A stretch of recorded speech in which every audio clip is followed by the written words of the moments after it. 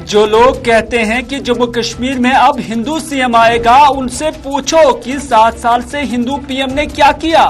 कुछ सालों से यहाँ हिंदू गवर्नर भी कौन सा कमाल किया। रेत, बजरी, शराब के ठेके पंजाब को दे दिए। जम्मू के अवाम अपने अहसासों से ही महरूम हुए। जम्मू में पीडीपी सदर महबूबा मुफ्ती का पार्टी वर्करों से खिताब।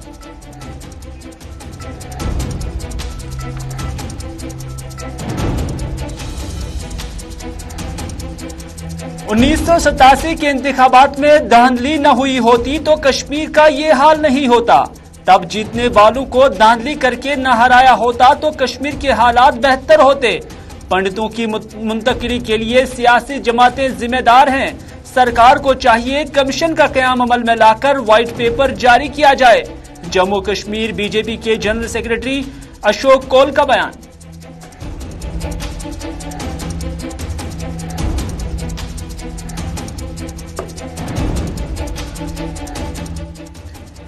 मजहब इंसानों को जोड़ता है, तोड़ता नहीं है। कश्मीर सूफी संतों की सरजमीन है जिसने हर वक्त अमन और मोहब्बत का पैगाम दिया। मजहब के जिम्मेदारों को भी मजहब की सही नुमाइंदगी करनी चाहिए।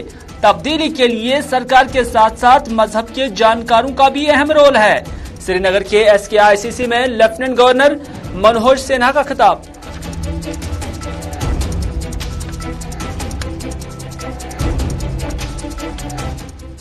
और कोविड की चौथी लहर को डॉक्टर निसारुल हसन ने बताया नामुमकिन। कहा कोविड तो रहेगा पर लहर का आना मुश्किल।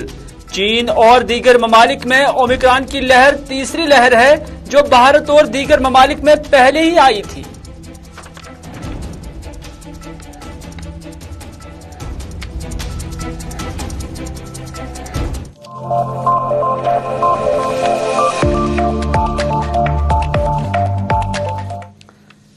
बिस्मिल्लाहिर्रहमानिर्रहीम। अस्सलाम वालेकुम। दोपहर के 4 बज चुके हैं और श्रीनगर के स्टूडियो से बराह रास्त प्रोग्राम स्पेशल रिपोर्ट लेकर मैं हूं आपका मेजबान मीर हिलाल हाजुरी आपकी खिदमत में हाजिर। कोविड की तीसरी लहर भारत से होके गई है। अब चाइना में तीसरी लहर चल रही है। यहाँ लोगों को घबराने की जरूरत नहीं है, ये बता रहे हैं डॉक्टर निसारुल हसन। और मुफस्सल तफसीलात इस खबर के हवाले से हम आप तक पहुंचाएंगे। और क्या चौथी लहर जम्मू कश्मीर के साथ साथ मुल्क के अंदर भी आ सकती है, उस हवाले से माहिरीन क्या कुछ राय देते हैं वो हम जरूर आप तक पहुंचाएंगे।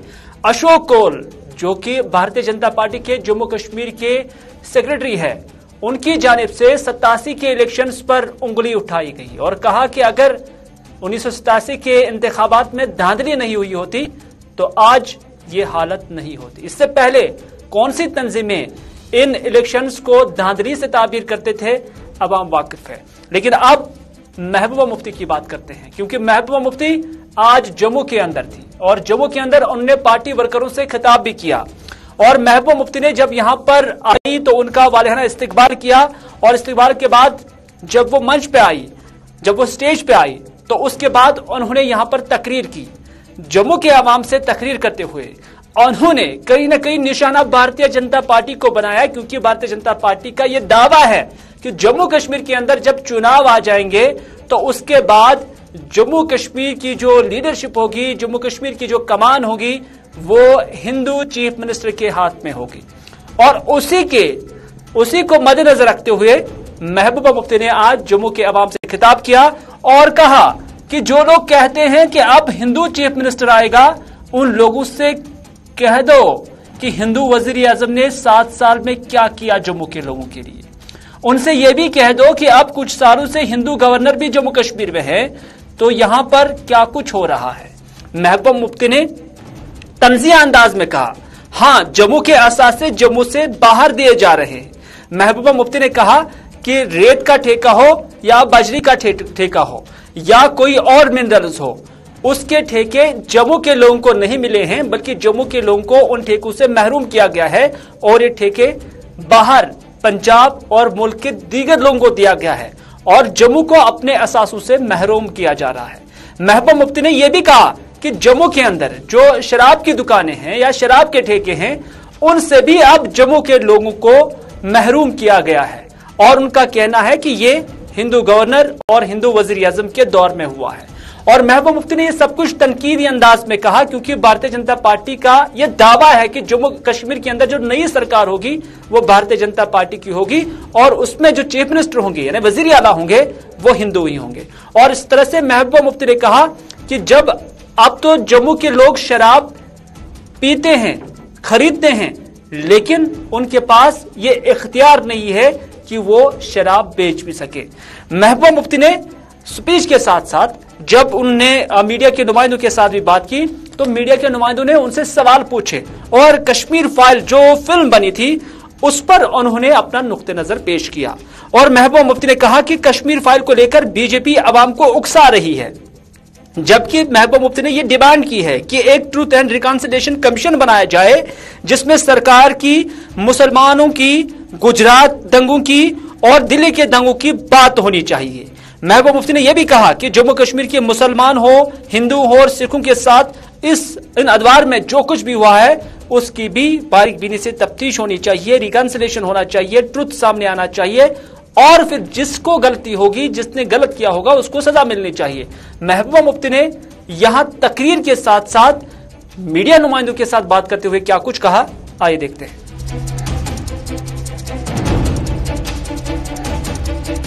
ये कहते हैं अब जम्मू में हिंदू चीफ मिनिस्टर आएगा। अरे पिछले 4 साल से 8 साल से दिल्ली में हिंदू प्राइम मिनिस्टर है, होम मिनिस्टर हिंदू है, जम्मू कश्मीर में हिंदू गवर्नर है। तो क्या किया आपने जम्मू का? किया ना। हमारी रेत बाजरी के लिए भी बाहर से ठेकेदार आते हैं। शराब जम्मू का खरीदेगा, बेचने वाला बाहर से आता है, दुकानें बाहर वाले ले जाते हैं। और अगर कोई गरीब अपने टिप्पर में रात को बाजरी निकालता है, रेत निकालता है, तो पुलिस वाले 10,000 का जुर्माना रिश्वत के तौर पे, अगर वो नहीं होता तो फिर अदालत में जाके उसको 70,000 रुपए देना पड़ता। बिजली के बिल 1.5 लाख 2 लाख कहां से लाएगा? आप तो कह रहे थे जम्मू कश्मीर में सब ठीक होगा। जब कोई बात करता है बीजेपी के खिलाफ, अगर कोई मुसलमान बात करता है तो कहते हैं पाकिस्तानी है, अगर कोई सरदार बात करता है तो कहते हैं खालिस्तानी है, और अगर कोई हिंदू बात कर... मैं समझती हूँ कि जो कश्मीरी पंडितों के साथ हुआ बहुत बुरा है और हमें वो चीज महसूस होती है। लेकिन मैंने खुद देखा है कि सरकार हो, बंदेवाड़ा में हिंदू हो, कोटदारा में हिंदू हो, या साला सुरनकोट में जब मुसलमानों को मार दिया, कुछ आर्मी के लोग मिले और सरेंडर मिलिटेंट्स ने, एक छोटा बच्चा अभी जो जना नहीं था, जब उसकी माँ के पेट में गोली लगी तो उसका हाथ बाहर आ गया। यानी जम्मू कश्मीर में सबके साथ जुल्म हुआ। जम्मू कश्मीर हमारे मुल्क और पाकिस्तान की बंदूक के बीच में लोग आ गए, उससे भी मरे, इससे भी मरे, और कश्मीरी पंडित भी उसी में जो है वो मारे गए। और आज ये फिल्म है, फिल्म बनाने है वाली, उसको पैसा कमाना है, मगर जिस तरह प्राइम मिनिस्टर... चले, महबूबा मुफ्ती जिनका मानना था कि 2 मुल्कों की बंदूक के नतीजे में चाहे हिंदू हो, मुसलमान हो, जम्मू कश्मीर के लोग जो है मुतासर हुए, महबूबा मुफ्ती का मानना है। लेकिन अशोक कौल क्या कहते हैं? 1987 के अंदर जो चुनाव हुए थे उस पर गैर मेनस्ट्रीम जमातें आज तक सवालात उठा रही थी और उस पर काफी तनकीद भी कर रहे थे। वहीं पर आज अशोक कौल भी इसी तरह का स्टेटमेंट दे रहे हैं और अशोक कौल का भी कहना है कि 1987 के अंदर जम्मू कश्मीर के अंदर जो चुनाव हुए वो आज के हालात के लिए जिम्मेदार है। अशोक कौल का मानना है कि 1987 की जो चुनाव हुए थे 1987 के अंदर, अगर उसमें धांधली नहीं हुई होती, जिन लोगों ने उस वक्त जीता था अगर उनको उस वक्त हराया हुआ नहीं दिखाया गया होता तो आज जम्मू कश्मीर के अंदर ये हालात नहीं होते। अशोक कौल ने यह भी बताया कि जो हिंदुओं की मुंतकिली यहां से कश्मीरी पंडितों की मुंतकिली हुई है उसमें यहां की सियासी जमातें जिम्मेदार हैं। और उन्होंने यह भी कहा कि इस मामले के लिए एक कमीशन बिठाया जाना चाहिए जो एक व्हाइट पेपर जारी करे और उसके बाद दूध का दूध और पानी का पानी साफ हो जाता।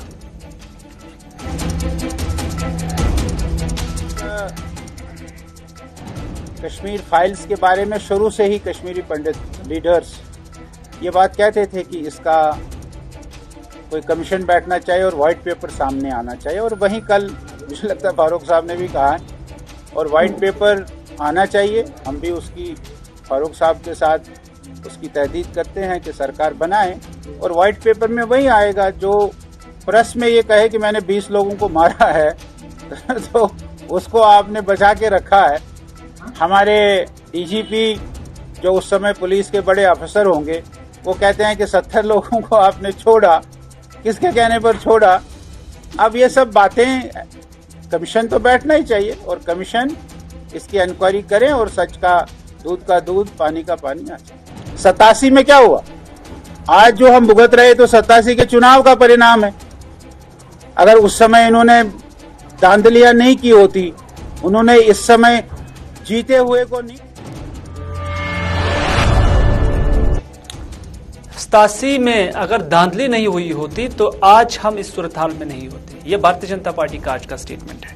लेकिन सीताराम येचुरी क्या कहते हैं? सीपीआईएम के बड़े लीडर हैं, जम्मू कश्मीर के दौरे पर कश्मीर आए हैं, श्रीनगर के अंदर आज मौजूद थे।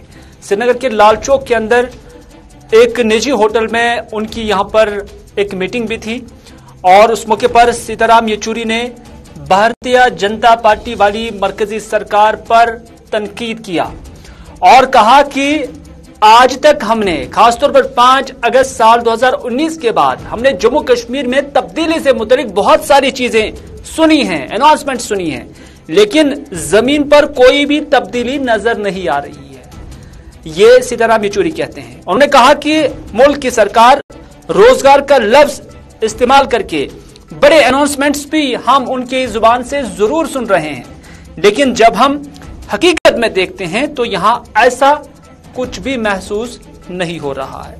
उन्होंने कहा, यानी सीताराम येचुरी ने कहा कि अटल बिहारी वाजपेयी ने बहसते वजीर आजम हिंदुस्तान के कहा था कि कश्मीर एक अटूट अंग है, लेकिन अटूट अंग का दर्द भी तो महसूस करना चाहिए। लफ्ज बहुत कम थे, लेकिन इन अल्फाजों में माने बहुत ज्यादा थी। सीताराम येचुरी क्या कहते हैं, आए उन्हीं की जुबानी सुनते हैं। जहाँ तक हमें जो खबरें जो मिलती है वो मिलती है खबरें थोड़ी थोड़ी सी बाहर जो आते हैं। अब यहाँ के लोग बताएंगे कि क्या है सूरत हाल यहाँ का, अब वही मालूम करने हम भी आए हैं, लेकिन ज़मीन के ऊपर कोई तब्दीली नज़र नहीं आ रही। और जहाँ तक कश्मीरी नौजवान को नौकरियों की बात थी, जो वादे थे कि यहाँ पे तरक्की होगी, इकोनॉमिक डेवलपमेंट होगा वगैरह, वो सब अब सुनाई तो अनाउंसमेंट तो कई सारे सुनाई दे रहे हैं, लेकिन हकीकत में अभी तक कुछ नजर नहीं आ रहा। जो वाजपेयी साहब जो कह रहे थे ना, अटूट अंग है, तो अटूट अगर अंग है तो दर्द भी पहचान महसूस करना है और खुशी भी।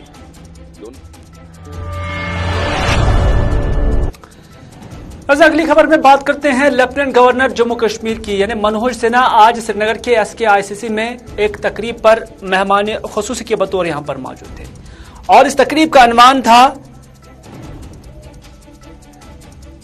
काउंटर रेडिकलाइजेशन, यानी जो नौजवान भटके हुए हैं उनका इदराक कैसे किया जाएगा।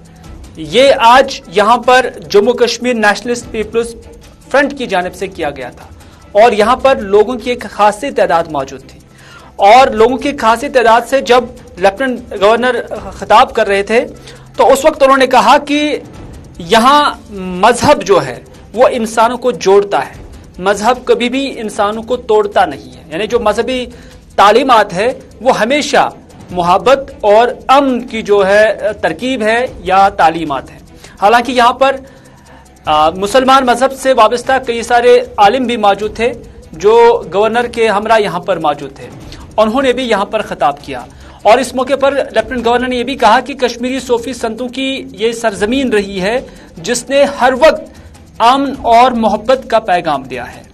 उन्होंने कहा कि मजहब के जिम्मेदारों को भी मजहब की सही नुमाइंदगी या तालीमात की सही अक्कासी कर लेनी चाहिए, ताकि उससे नौजवान तबका जो है वो सही रास्ते पर आ जाए। उन्होंने कहा कि मजहबी तालीमात से इंसान का दिल जो है या दिमाग जो है वो सही सोचता है, तो इस तरह से इस तब्दीली के लिए सरकार के साथ साथ मजहब के जानकारों का भी एक अहम रोल है। उन्होंने यह भी कहा कि जम्मू कश्मीर की सरकार ने तालीम के हवाले से या मरकजी सरकार ने तालीम के हवाले से जो नई एजुकेशन पॉलिसी लाई है उससे भी अब मुल्क के नौजवानों के साथ साथ जम्मू कश्मीर के नौजवान इस्तेफादा कर सकते हैं। और उन्होंने कहा कि जो लोग भटके हुए हैं उनको राही रास्त पर लाने के लिए ये एजुकेशन पॉलिसी और दीनी तालीमात या मजहबी तालीमात कारआमद साबित हो सकती है। लेफ्टिनेंट गवर्नर मनोज सिन्हा ने क्या कुछ कहा, आइए देखते हैं।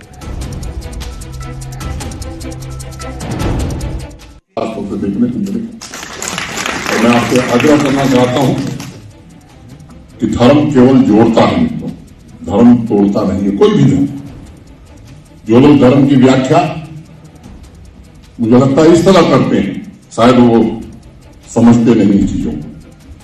और मैं आप सबसे निवेदन करना चाहता हूं कि ये जमीन सूफी संतों की जमीन रही है।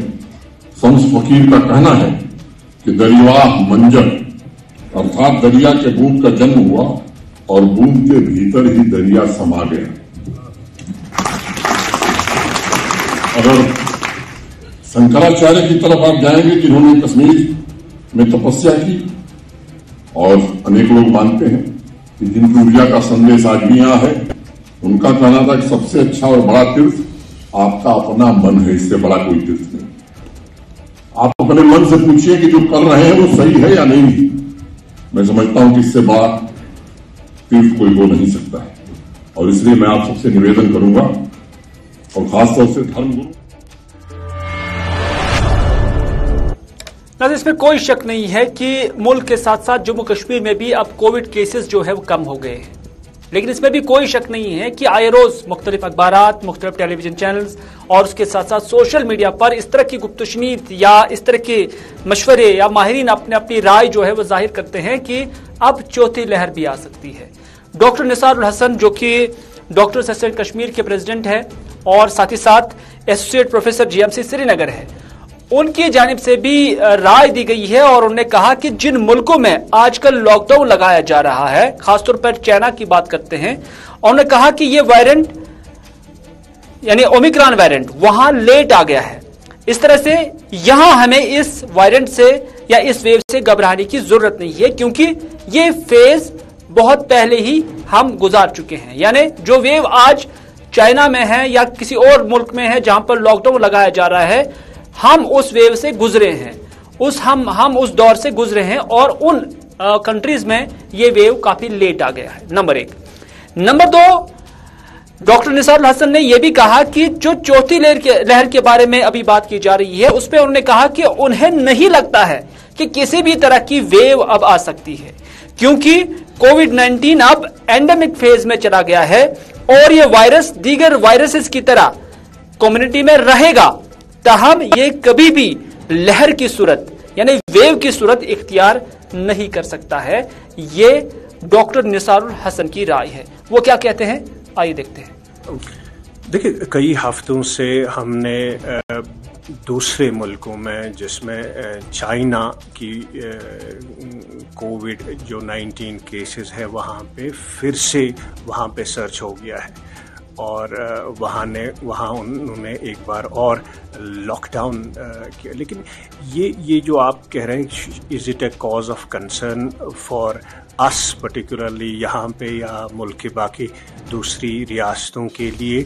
मेरा ये कहना है आपकी वसादत से, it is not a cause of concern. So we should not worry कि दूसरे कंट्रीज़ में अगर सर्ज हो गया तो it should not worry us, क्योंकि जो वहाँ पे ख़ासतौर पर चाइना की बात आपने की कि वहाँ पे जो सर्ज हो गया वो ओमिक्रॉन से हो गया। वहाँ पे ट्रिगरिंग जो फैक्टर है वो ओमिक्रॉन है एंड इट इज़ सब वेरिएंट BA.2।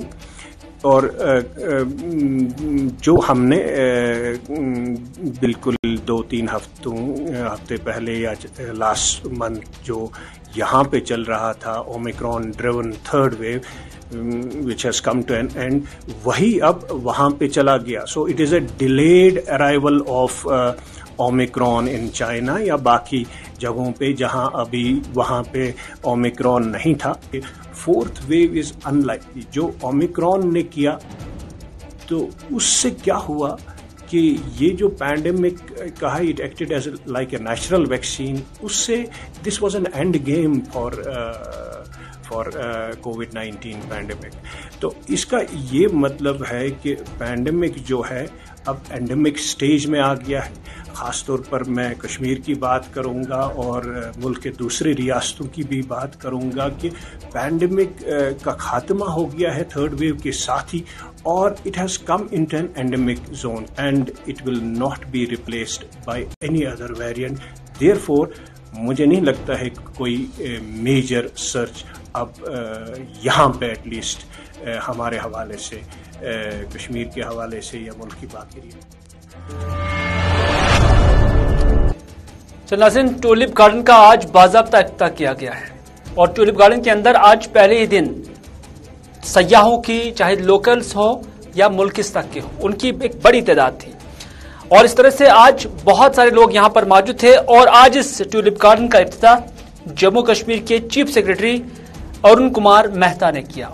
उनके हमरा इंतजामिया से वाबस्ता दीगर अफराद, दीगर अफसरान भी मौजूद थे और इस मौके पर उन्होंने ये भी कहा कि मार्च के महीने में जितने सयाह कश्मीर आते हैं वो अब तक के सबसे ज्यादा है। यानी इस माह मार्च के महीने में जो सयाह आए हैं, आज तक की ये तारीख इन्होंने रकम की है कि यहाँ इस साल सबसे ज्यादा माह मार्च के अंदर सयाह वारिद हुए हैं।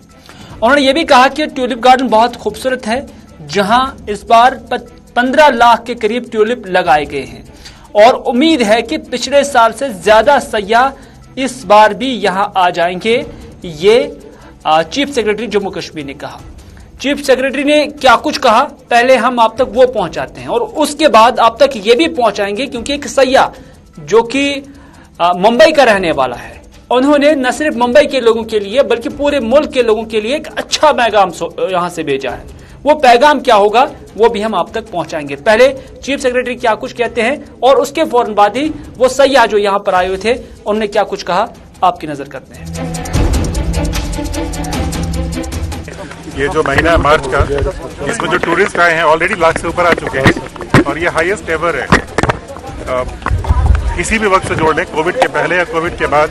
मार्च महीने में जो टूरिस्ट आए हैं वो हाईएस्ट एवर है और ट्यूलिप तो आप लोग को पता होगा कि ऐसी खूबसूरती आपको देखने को नहीं। आई वुड से कि कश्मीर एक जगह नहीं है, कश्मीर एक एहसास है और एहसास को लफ्ज़ों में बयां कभी कर नहीं सकते। तो कश्मीर जिंदगी में मेरे ख्याल से बहुत सारे लोग आए रहेंगे, आर्टिस्ट आए रहेंगे, राइटर्स आए रहेंगे, but they will never be able to describe Kashmir because एहसास को बहुत बहुत डिफिकल्ट है।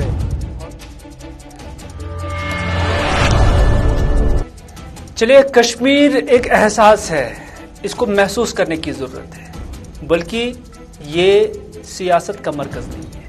एक बड़ा पैगाम था जो एक सयाह ने कश्मीर आकर जरूर दिया है। इसी के साथ दीजिए अपने मेजबान मीर हिलाल हाजिरी को आज का स्पेशल रिपोर्ट यहीं पर इख्तिताम करने की इजाजत। इस वादे के साथ कि अगर जिंदगी रही तो आपसे फिर होगी मुलाकात। तब तक के लिए खुदा हाफिज, फी अमान अल्लाह।